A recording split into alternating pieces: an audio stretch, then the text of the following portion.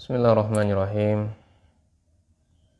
Assalamualaikum warahmatullahi wabarakatuh. Alhamdulillahi rabbil alamin.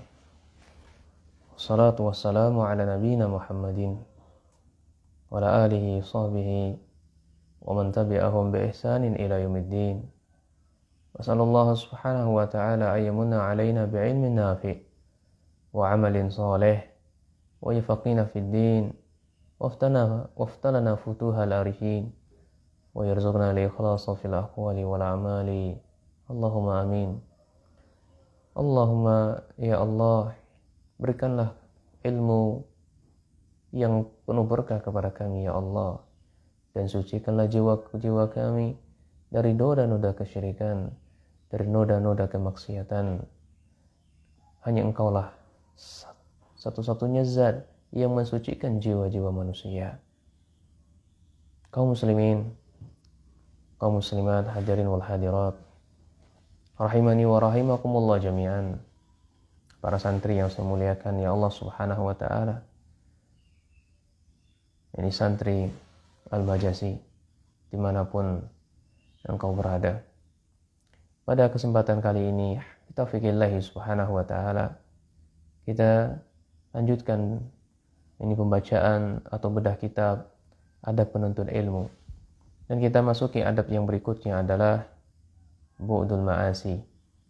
Kita menjauhi maksiat. Qala mu'allif hafizahullahu ta'ala, berkata penulis, ya Allah tolong jaga penulisnya ya Allah dari berbagai macam keburukan dan lapangkan segala urusannya. Allahumma amin. Kama yanbaghi li talabil ilmi, seyogyanya sebagai seorang penuntut ilmu, hendaknya mereka sungguh-sungguh menjauhkan diri mereka dari perbuatan maksiat. Ini mestinya seorang penuntut ilmu itu berazam keras dia meninggalkan maksiat. Karena dengan meninggalkan maksiat ini akan membantu dia. Ini akan menolong dirinya untuk meraih keberkahan ilmu. Dan akan meraih keikhlasan di dalam menuntutnya, di dalam mencari ilmu. Ya, ini buah dari ilmu itu. Ketika dia meninggalkan maksiat, sungguh-sungguh meninggalkan maksiat, ini akan membantu dirinya untuk mendapatkan ilmu yang berkah. Terus bertambah ilmunya. Dan akan mendapatkan cahaya dari ilmu itu sendiri.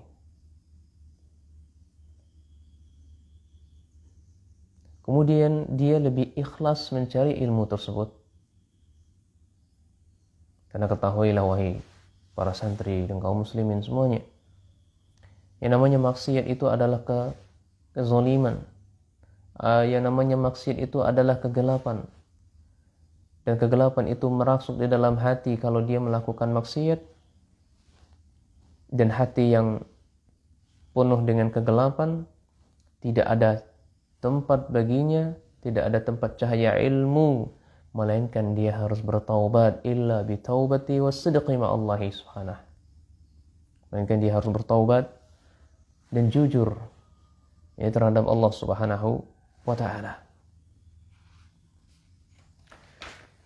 Maka dahulu para ulama salafus saleh, mereka memandang antarkal ma'asi, meninggalkan maksiat ini adalah asasu la budda minhu litahsilil ilmi wa hifzihi. Ini para ulama salaf, mereka memandang seseorang apabila dia meninggalkan maksiat ataupun dia meninggalkan maksiat, ini adalah pondasi yang harus ada pada penuntut ilmu agar dia bisa memperoleh ilmu, agar dia bisa menjaga ilmu dan dia lebih menguasai ilmu dan dia tidak dilupakan, ya, tidak melupakan ilmu. Ini ulama salaf dulu seperti itu. Mereka memandang meninggalkan maksiat, ya bahwasanya meninggalkan maksiat itu adalah pondasi dasar seseorang dalam meraih ilmu, sehingga dia bisa menjaganya, sehingga dia bisa menguasai ilmunya, sehingga dia tidak lupa. Ya, maka saudaraku saya menghormati Allah Subhanahu wa taala, yang namanya seseorang kalau berbuat maksiat, ya, atau penuntut ilmu berbuat maksiat atau berbuat dosa, ini dampaknya sangat besar. Dampaknya sangat besar.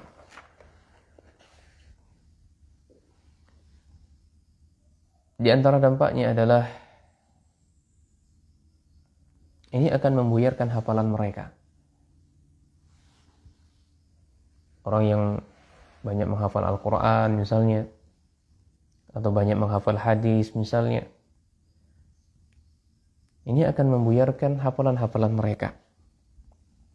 Sebagaimana hal ini telah masyhur dari syairnya Imam Syafi'i rahimahullah ta'ala, di mana beliau pernah mengadukan kepada gurunya, yakni gurunya beliau adalah Imam Waqi' bin Jarrah rahimahullah ta'ala, tentang buruknya hafalan Imam Syafi'i rahimahullah ta'ala. Jadi hafalan beliau buyar, Imam Syafi'i buyar. Padahal tahu bahwasanya Imam Syafi'i kalau ketika menghafal, ketika membaca, sekali baca langsung hafal. Masya Allah. Tapi karena ada sedikit noda maksiat yang dilakukan beliau, sehingga membuat hafalan beliau menjadi buyar. Apa kata beliau? Syakautu ila waqi'i su'al hifzi fa arsyadani ila tarakil ma'asi wa akhbarani bi anna al-ilma nurun wa nurullahi la yu'ta lil asi. Kata Imam Syafi'i, ya, aku mengadukan kepada guruku ini Waqi' tentang buruknya hafalan saya. Kemudian setelah itu beliau memberikan dorongan, memberikan nasihat kepada saya untuk meninggalkan maksiat. Dan beliau juga mengkhabarkan bahwasanya yang namanya ilmu itu adalah cahaya. Dan cahaya Allah Subhanahu wa taala tidak akan diberikan kepada orang-orang yang bermaksiat. Ya, tidak diberikan kepada orang-orang yang berbuat maksiat. Demikian pula bahaya yang kedua bagi orang yang atau bagi penuntut ilmu yang tidak meninggalkan maksiatnya, maka hatinya akan menjadi hitam. Jika terus-menerus menyebabkan hatinya mati, dia melakukan dosa, melakukan maksiat, hatinya menjadi hitam, dan terus berkelanjutan melakukan maksiat tersebut, artinya yang menyebabkan hatinya menjadi hitam. Hal ini sebagaimana disabdakan oleh Nabi SAW, hadis riwayatkan Tirmizi dengan beliau menilai hadis ini hasan, ya, dari sahabat Abu Hurairah radhiyallahu anhu. Nabi SAW bersabda, "Innal 'abda idza akhta'a khati'atan", apabila seorang hamba dia melakukan sebuah kesalahan, sebuah dosa, nukitat fi qalbihi nuqtatus sauda, maka akan digoreskan atau akan ditintahkan dalam hatinya, ini nuqtatun sauda, tinta-tinta hitam, ya, atau noda-noda hitam. Ya. Fa idza huwa nadau, apabila dia meninggalkan dosa tersebut, ya, dan dia beristighfar kepada Allah, astagfirullah, saya sudah melakukan kesalahan, saya sudah melakukan dosa. Wa taba, kemudian dia bertaubat kepada Allah Subhanahu wa taala, meninggalkannya, menjauhinya, menyesal atas apa yang dilakukannya. Sukila qalbuhu, maka dosa yang titik noda hitam tadi itu akan dihapuskan di dalam dirinya. Ya. Wa in ada, kalau dia kembali melakukannya, jadi kembali melakukan dosa itu, ya zida fiha, maka akan bertambah titik hitam tersebut. Hatta ta'lu wa qalbahu wa waran alladhi zakarallah kalla bal rana ala qulubihim ma kanu yaksibun. Ya. Hingga menghitamkan hatinya. Jadi apabila melakukan dosa kembali, mengulangi dosa kembali, maka semakin bertambah noda kehitamnya, dan itulah penutup yang difirmankan oleh Allah Subhanahu wa taala. Sesekali tidak demikian, sebenarnya apa yang selalu mereka lakukan itu telah menutup hati-hati mereka. Telah menutup hati-hati mereka. Tapi kawan sekalian dirahmati Allah Subhanahu wa taala, ya, bukanlah sebuah aib manakala seorang hamba terjerumus kepada perbuatan dosa. Sebab tidak mungkin atau tidak ada manusia di dunia ini yang suci dari yang namanya dosa. Terbebas dari yang namanya dosa, pasti memiliki kesalahan, pasti memiliki dosa. Yang tidak ada yang tidak memiliki dosa adalah Nabi kita sallallahu alaihi wasallam. Ya, sudah dijamin oleh Allah terbebas dari dosa, dan dosa-dosanya akan datang diampuni oleh Allah Subhanahu wa taala. Tapi kita, umatnya, ini seringnya melakukan dosa, seringnya melakukan kesalahan. Disebutkan oleh Nabi sallallahu alaihi wasallam, kullu bani Adam khata'un. Setiap anak cucu Bani Adam itu seringnya mereka melakukan dosa. Inilah makna faedah dari kalimat khata'un, seringnya melakukan dosa. Tapi di situ Nabi SAW memberikan kabar gembira, wa khairu khata'ina at-tawwabun. Sebaik-baik orang yang melakukan kesalahan, sebaik-baik orang yang terjerumus ke dalam dosa, mereka segera bertaubat kepada Allah Subhanahu wa taala. Ya, inilah Nabi SAW menjelaskan, seringnya kita melakukan dosa, tapi berikan kabar gembira, memberikan motivasi. Jangan rasa khawatir, ya, rasa khawatir, jangan berputus asa. Sebaik-baik kalian adalah orang-orang yang melakukan taubat kepada Allah. Sebaik kita adalah orang yang bertaubat kepada Allah Subhanahu wa taala. Ya. Selain dari bertaubat, maka iringilah dengan amal soleh, sehingga maksiat yang kita lakukan, dosa yang kita lakukan akan hilang, akan dipadamkan oleh Allah Subhanahu wa taala. Perbanyak amal soleh. Hari ini kita terjerumus dalam dosa. Hari ini nih terjerumus kita dalam masalah dosa.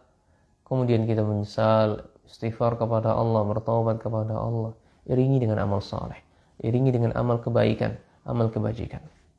Sebagaimana Nabi sallallahu alaihi wasallam bersabda, "Ittaqillaha haitsuma kunta wa atbi'is sayyi'ata hasanatan tamhuha wa khaliqin nasa bi khuluqin hasanin."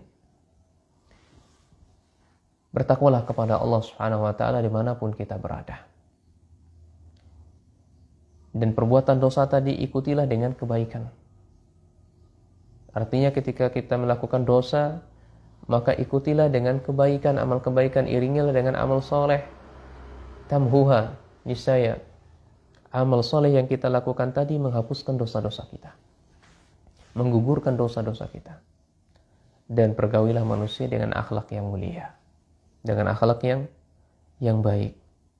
Dan ini semakna dengan firman Allah Subhanahu wa taala, "Innal hasanati yudhibnas sayyi'at." Innal hasanati yudhibnas sayyi'at. Sesungguhnya amal kebaikan atau amal soleh yang kita lakukan ini akan menghapuskan perbuatan-perbuatan dosa yang kita lakukan. Ya, maka dari itu kaum muslimin, mari kita berusaha untuk menerus menjaga kebersihan hati kita. Tidak hanya sekedar memperhatikan kebersihan pakaian luar kita. Maka berdoalah kepada Allah Subhanahu wa taala, Allahumma ati nafsi taqwaha. Ya Allah, berikanlah, anugerahkanlah pada jiwa kami untuk bertakwa kepadamu ya Allah. Wa zakkiha anta khairu man zakkaha.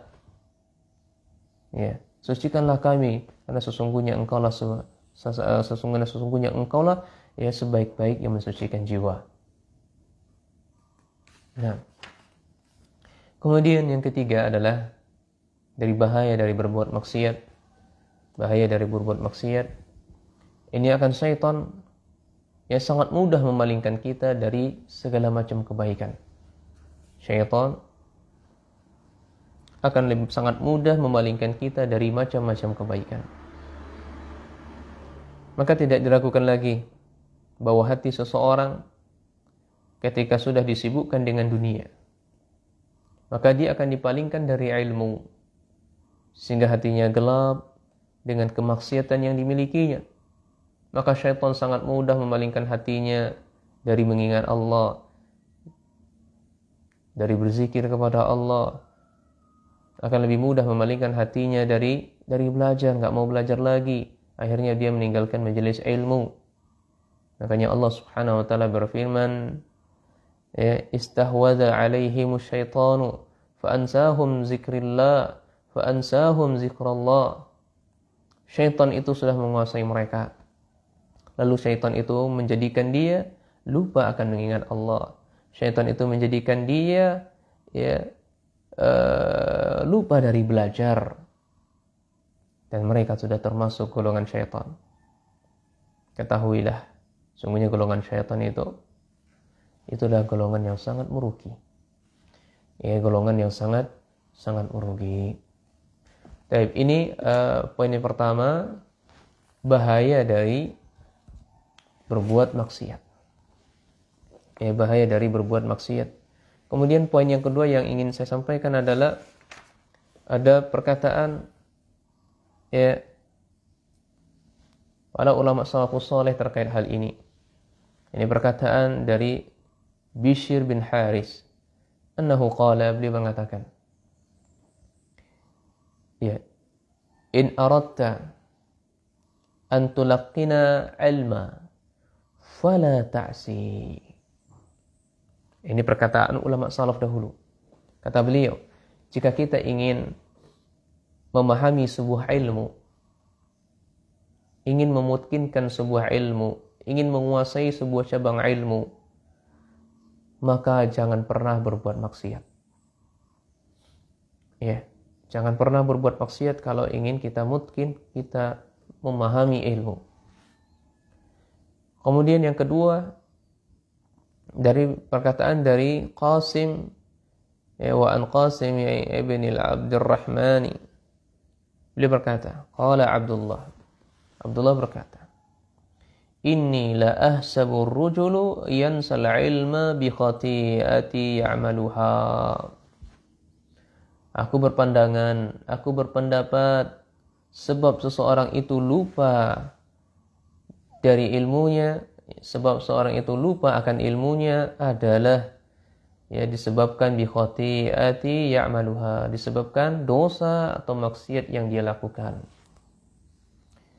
Jadi ini salah satu penyebabnya, seseorang itu lupa akan ilmunya, karena kemaksiatan, karena dosa yang ia lakukan. Sebagaimana juga yang sudah kita baca tadi, asar yang nasihat yang masyhur di kalangan Imam Syafi'i rahimahullah, nasihat dari guru beliau.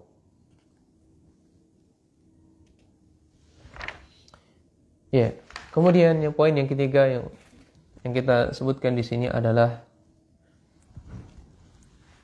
bagaimana tips dan trik menjauhi maksiat ini. Atau kok bisa maksiat ini muncul? Kenapa maksiat ini bisa muncul? Pertama, dari sekian banyaknya sebab-sebabnya adalah teman yang buruk. Ini teman yang buruk. Karena teman itu akan menyeret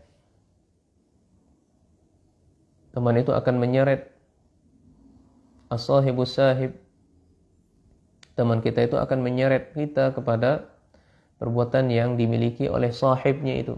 Kalau temannya buruk, maka pun ia ternodai dengan keburukannya.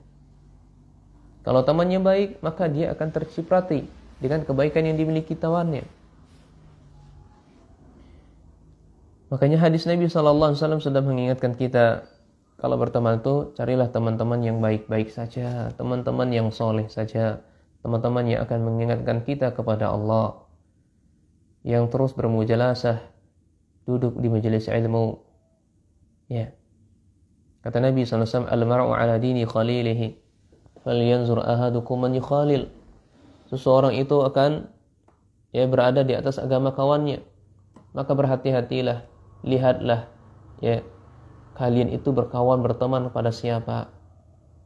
Teman itu akan mempengaruhi teman kawannya. Inilah kenapa banyak maksiat itu terjadi, karena salah pergaulan. Kemudian sebab yang berikutnya adalah terlalu mengumbarkan pandangan. Kalau memandang tuh ngegas, nggak ada remnya lagi. Sehingga akan merusak hatinya. Nggak mau menundukkan pandangan. Makanya Allah Subhanahu wa taala menegur kita bagi orang-orang yang bagi orang-orang yang beriman. Hendaknya mereka menundukkan pandangan-pandangan mereka. Hendaknya mereka menjaga kemaluan-kemaluan mereka. Yang lebih itu adalah yang demikian itu lebih suci bagi mereka. Disebutkan oleh Allah dalam Quran surat Nur ayat 30. Qul lil mu'minina yaghuddu minal absarihim. Wahai Muhammad, katakanlah kepada orang-orang mukminin, ini para sahabat Nabi sallallahu alaihi wasallam, hendaknya mereka yaghuddu min absarihim, menundukkan pandangan-pandangan mereka, wa yahfazu furujahum, dan mereka menjaga kemaluan-kemaluan mereka. Zalika azka lahum, itu lebih suci bagi mereka atau lebih baik bagi mereka. Innallaha khabirum bima yasna'un. Sesungguhnya Allah Subhanahu wa taala zat yang Maha mengetahui terhadap apa yang mereka lakukan. Demikian pula dari sahabat Jarir bin Abdullah radhiyallahu anhu, ia berkata, Sa'altu Rasulullah sallallahu alaihi wasallam an-nadhari fuja'ah fa amarani ay yasrifa basari. Aku pernah bertanya kepada Nabi sallallahu alaihi wasallam tentang nadhari fuja'ah. Ini pandangan yang tidak saya sengaja, kata beliau. Dia bertanya kepada Nabi, ya Rasul, bagaimana pandangan yang tidak disengaja itu bagaimana? Maka kata beliau, fa amarani an asrifa basari. Beliau memerintahkan saya untuk memalingkan pandangan saya. Ini pandangan yang enggak disengaja nih. Apa nasihat beliau kepada sahabat Jarir? Wahai Jarir, meskipun enggak sengaja, tetap palingkan wajahmu, matamu dari memandangnya. Ini sebab yang ketiga. Sebab yang berapa tadi, ikhwan? Yang pertama adalah hindari kawan yang buruk. Kemudian jangan sembarangan melihat-lihat hal dosa. Intinya tundukkan pandangan kita. Ini yang kedua.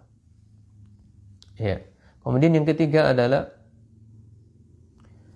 sebabnya kita banyak melakukan maksiat, dosa atau terjadinya perbuatan dosa karena adanya waktu atau adanya kesempatan atau waktu yang terlalu luas bagi mereka. Banyaknya waktu terbuang begitu saja. Maka solusinya adalah orang-orang yang waktunya luang, lapang, sibukkan dengan hal-hal yang bermanfaat untuk dirinya, hal-hal yang bermanfaat untuk ketaatan dia. Jangan biarkan waktunya luang begitu saja. Sebagai seorang penuntut ilmu, sibukkan dengan baca Al-Quran, sibukkan dengan mentelaah kitab, mempelajari kitab, ambil faedah di situ, sibukkan dengan duduk di majelis ilmu, belajar dan seterusnya. Banyak berzikir kepada Allah, sembari kita amar ma'ruf nahi munkar.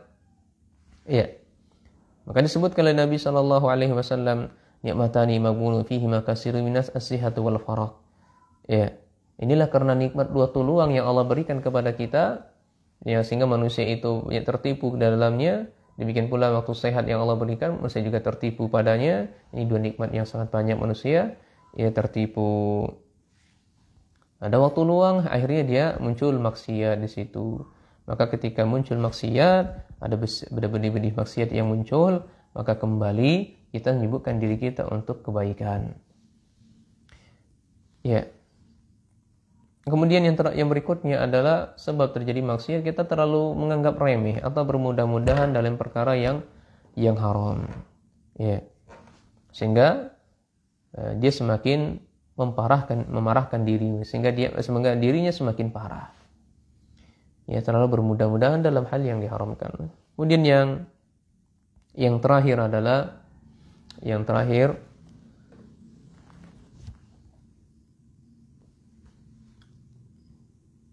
hindarkan tempat-tempat yang membuat syahwat kita bangkit. Ya. Atau jangan duduk-duduk di pinggir jalan. Kalaupun duduk di pinggir jalan, maka tetap tunaikan hak jalan. Dan ini yang terakhir sebabnya. Hindarkan tempat-tempat yang mengantarkan kita kepada maksiat, hal dosa, ya, atau jangan duduk di pinggir-pinggir jalan, karena di pinggir jalan itu tempat atau gudangnya munculnya maksiat atau dosa-dosa. Apalagi di zaman saat ini, zaman yang penuh dengan manusia itu sudah, apalagi wanita itu sangat menganggap remeh, enggak masalah kalau membuka paha, tidak masalah kalau membuka kepala mereka. Ya. Mereka sudah mengadopsi budaya-budaya orang yang catatannya itu bukan orang Islam. Ya, pakaiannya serba kurang. Jadi menganggap itu enggak masalah. Sehingga kalau kita membiasakan diri nongkrong, duduk di pinggir jalan, ya, mata kita tidak kita tundukkan, ini akan membuatkan noda hitam, akan membuatkan dosa. Maka nasihat dari Nabi SAW kepada sahabat Sa'id Al-Khudri, ya radhiyallahu an. Ya, kata Nabi SAW, iyyakum wal julusa 'ala turuqat, kata Nabi SAW. Hati-hati kalian, atau bahasa kitanya, janganlah kalian duduk-duduk di pinggir-pinggir jalan. Ya. Kemudian apa? Kata sahabat, faqalu ma lana buddun, ya, innama hiya majalisuna natahaddatsu fiha ya Rasulullah, kata beliau. Ini tempat duduk ini kami sudah biasa duduk di sini. Kami sudah biasa nongkrong-nongkrong di sini, ya, untuk bercengkrama, kata beliau. Ya. Ini kebiasaan mereka para sahabat Nabi SAW. Maka ya, ketika sahabat-sahabat ini sering nongkrong-nongkrong, ya, sambil duduk-duduk di pinggir jalan sambil bercengkrama, maka kata Nabi SAW, fa iza abaitum, kalau kalian tidak mau mengindahkan apa yang saya nasihatkan tadi, ya, Nabi kan larang tuh, kemudian Nabi berikan solusi. Solusinya apa? Illal majalisa fa'atu tariqa haqqaha. Silakan kalian duduk, kalian nongkrong di jalan tersebut, ya. Tapi catatannya adalah tunaikan hak jalan. Qalu wa ma haqqut tariq, ya Rasulullah, apa hak jalan itu? Maka Nabi SAW, hak jalan adalah ketika kamu nongkrong, duduk di majelis-majelis pinggir jalan itu, maka ghaddul basari, tundukkan pandangan kita. Kemudian yang kedua adalah wakaful aza, tidak membuat ganggu, ya, tidak mengganggu orang lain. Ya, artinya menyingkirkan gangguan-gangguan dari jalan. Wakaful aza, ya. Jangan membuat kegaduhan, jangan membuat orang lain terganggu dengan kehadiran kita di pinggir jalan. Kemudian yang berikutnya hak jalan adalah waraddu salam. Kita menjawab salam. Ya, ada orang lewat berikan salam kepada kita, Assalamualaikum, waalaikumsalam. Ini wajib hukumnya menjawab salam. Kemudian yang terakhir kata beliau, wa amru bil ma'rufi wa nahyu 'anil munkar. Ini hak jalan. Kamu tegakkan amal ma'ruf. Ketika engkau melihat kemungkaran, maka cegah dengan tanganmu, ya, dengan kekuasaan yang kau miliki. Karena engkau memiliki pengaruh di situ, cegah dia. Ya, enggak mampu ya sudah, dengan lisan berikan nasihat. Kalau enggak mampu ya sudah, tinggalkan, ya, dengan hati kalian. Nah, wallahu a'lam. bisawab. Sampai di sini saja. Semoga bermanfaat bagi kami semuanya. Barakallahu fikum jami'an. Ya, semoga Allah menjaga kita semuanya, mudahkan segala urusan kita. Allahumma amin. Dan Allah fakihkan kita dalam agamanya. Semoga bermanfaat. Hayakumullah. Assalamualaikum warahmatullahi wabarakatuh. Subhanakallahumma wa bihamdika, asyhadu an la ilaha illa anta, astaghfiruka wa atubu ilaik.